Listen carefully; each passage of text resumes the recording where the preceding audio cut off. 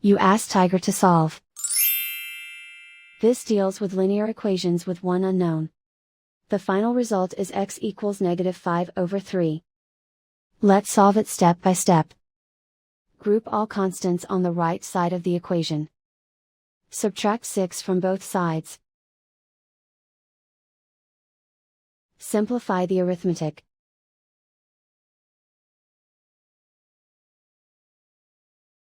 Isolate the x. Divide both sides by 6. Simplify the fraction. Find the greatest common factor of the numerator and denominator. Factor out and cancel the greatest common factor. And so the final result is x equals -5/3.